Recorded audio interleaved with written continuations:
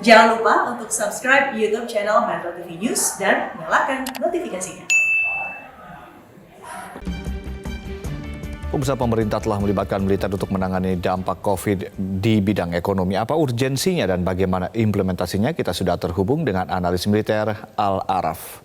Selamat siang, Mas Al-Araf. Selamat siang, Mas. Ya, Mas Al, seberapa urgensi melibatkan TNI dalam penanganan COVID-19? Ya, pertama, pada prinsipnya memang di beberapa negara dan juga Indonesia, militer dilibatkan dalam penanganan persoalan pandemi. Dalam konteks Indonesia, pelibatan militer ini diatur dalam Undang-Undang TNI. Pasal 7 ayat 2 dan ayat 3 Undang-Undang TNI menyebutkan pelibatan TNI harus dasar keputusan politik negara. Nah, yang dimaksud keputusan politik negara adalah keputusan presiden dengan pertimbangan DPR.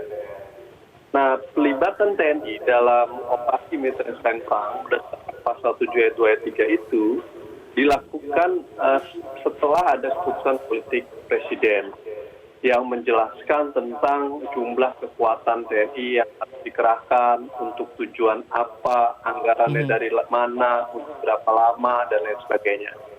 Sayangnya sampai sekarang keputusan politik negara itu belum dibuat, sehingga kita tidak memiliki ukuran yang menjadi jelas untuk mengerahkan kekuatan TNI dan juga mengevaluasi setiap pengerahan kekuatan tersebut. Baik. Ini yang menjadi masalah, gitu. Jadi, secara prinsip dimungkinkan, tapi secara praktek legalisasi tentang pengerahan kekuatan ini belum dilakukan sesuai Undang-Undang TNI. Baik. Nah, itu yang kemudian menimbulkan polemik dan kontroversi.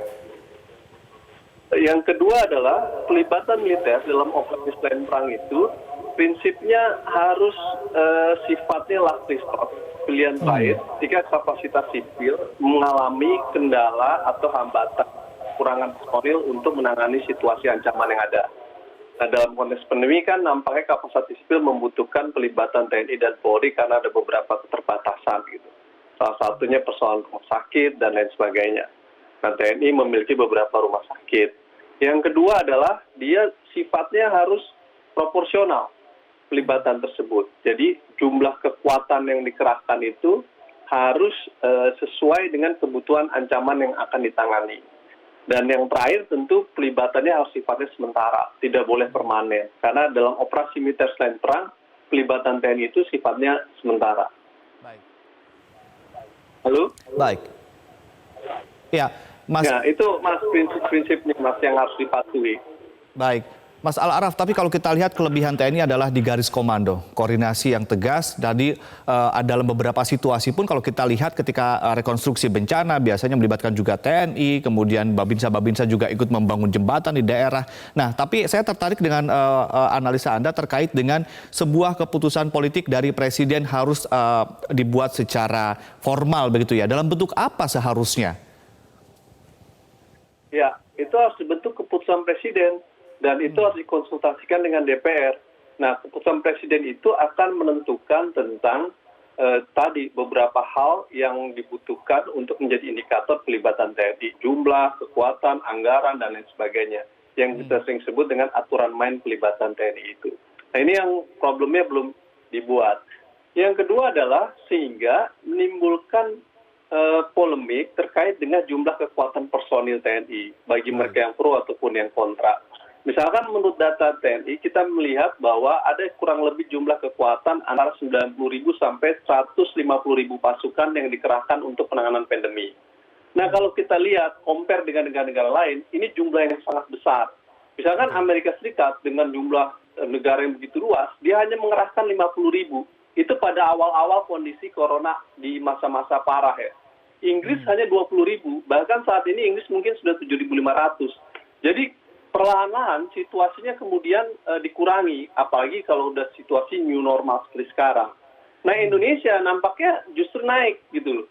Proses pengerahan kekuatan padahal kondisinya sudah dalam konteks yang katanya new normal ini. Nah, ini yang kemudian menimbulkan polemik bahwa jumlah proporsionalitasnya kok berlebihan ya, tidak sesuai dengan jumlah untuk menghadapi ancaman yang ada. Kenapa terjadi seperti itu, penilaian itu? Karena tadi basis rasionalitas di dalam putusan politik negaranya dalam bentuk kepres nggak ada. Sehingga publik tidak memiliki ukuran berapa jumlah kekuatan yang dibolehkan dan untuk tujuan apa dan dalam tugas apa saja dan lain sebagainya. Pada prinsipnya itulah yang kemudian menimbulkan kontroversi karena nggak ada aturan mainnya tadi. Baik, sebetulnya kekhawatiran apa sih yang muncul ketika ini tidak ada kepresnya, tidak kemudian secara detail, lalu kemudian juga proporsionalitasnya kemudian tidak juga diungkapkan kepada publik dan juga dinilai kurang wajar. Apa kekhawatirannya memang, Mas Al-Araf? Ya, secara teknis tentu ini akan menimbulkan problem buat prajurit yang berada di lapangan.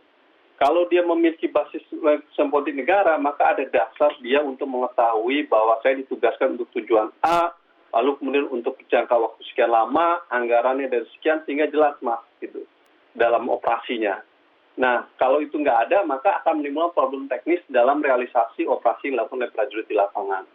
Yang kedua, kalau ini dilakukan secara tidak proporsional, tentu akan menimbulkan problem dalam konteks kapasitas profesionalisme TNI sendiri. Kan TNI tugas dan fungsinya untuk perang. Kalau terlalu banyak tugas fungsi yang diberikan untuk menghadapi pandemi ini berlebihan, maka tugas pokok untuk menghadapi perang dalam proses pelatihan, pendidikan, itu menjadi terkurangi. Sehingga dampaknya terhadap profesionalisme mereka dalam konteks persiapan untuk perang tadi itu. Nah, yang ketiga adalah kalau nggak ada ukuran yang tadi itu, maka akuntabilitasnya juga kita menjadi sulit. Perlu diingat pelibatan TNI dalam penanganan ini didukung dengan jumlah anggaran yang cukup lumayan besar.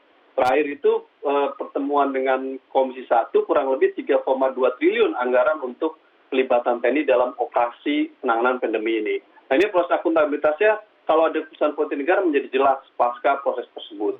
Itu mas dampaknya. Baik. Nah, dalam studi yang ditulis oleh beberapa peneliti di dalam atau di luar negeri, bahkan melihat proses kondisi ini bisa mengarah kepada proses militerisasi dengan dalih kemudian persoalan pandemi, kalau kemudian ini sifatnya permanen dan tidak sementara. Makanya untuk menentukan sifatnya sementara dibutuhkan keputusan politik negara itu. Beberapa peneliti, akademisi yang menulis tentang itu menyebutkan bahkan kalau ini terlalu berlebihan akan menghambat proses agenda reformasi sektor keamanan dan mengurangi idle capacity TNI sendiri untuk profesional dalam menjaga tugasnya untuk perang. Baik. Ini nampaknya yang kemudian digarisbawahi oleh banyak orang soal konteks politisnya begitu ya Mas Al-Araf ya. Tapi terakhir Mas Al-Araf, pertanyaan dari kami adalah apakah dengan melibatkan TNI akan secara langsung berdampak juga pada kedisiplinan masyarakat? Karena saat ini kita tahu bahwa kita sedang masuki masa new normal, tetapi faktanya adalah masyarakat Indonesia masih sangat tidak disiplin terkait dengan protokol kesehatan. Apakah ini bisa dianggap sebagai pembenaran untuk melibatkan TNI? Karena kita tahu untuk mendisiplinkan masyarakat Indonesia khususnya adalah hal yang sulit. Ya, ini kan kemudian menjadi pertanyaan kunci. Bagaimanakah kita belajar dari negara-negara yang sukses dalam mengatasi pandemi? Ya kan? Ada Taiwan, ada kemudian Singapura, ada Korea Selatan, dan beberapa negara lainnya. Hasil dua studi menyebutkan bahwa sebagian besar nomor satu pasti idle capacity negara untuk melakukan tes semacam rapid test, swab test kepada masyarakat berjalan atau tidak secara maksimal. Itu pertanyaan mendasar untuk efektivitas. Nah, untuk melakukan tugas ini kan sebenarnya tidak perlu membutuhkan kapasitas yang besar TNI karena bisa dilakukan oleh Kementerian Kesehatan ataupun lainnya. Terus yang kedua adalah persoalan bagaimana mendisiplinkan tadi, Mas. Nah, dalam beberapa negara seperti Singapura, mereka justru sebaliknya, mereka menggunakan detektif untuk melakukan cross-check dan pre-check terhadap mereka yang sudah terdampak terinfeksi tadi. Jadi kalau udah ada satu kena, maka mereka ketemu dengan siapa saja. Nah, itu justru metodenya metode penegakan hukum dan detektif yang dilibatkan untuk mengecek tersebut, bukan institusi TNI. Dalam batas tertentu, bukan institusi militer, dalam batas tertentu, namun memang institusi militer bisa dilibatkan dalam menjaga beberapa wilayah tertentu. Yang itu saya katakan, pelibatan militer memang dimungkinkan dan dibutuhkan, dan tentu kita juga patut mengapresiasi terhadap para prajurit yang sudah bekerja selama ini. Cuman basis dasar payung hukum keputusan politik negaranya itu harus dibuat dengan jelas sehingga kita punya ukuran yang tegas seberapa efektifkah dan seberapa efisiennya pelibatan TNI untuk mengatasi persoalan pandemi ini. Nah ini sebenarnya yang dibutuhkan, Mas. Baik, terima kasih Mas Al Araf, analis militer telah bergabung bersama kami di Metro Siang.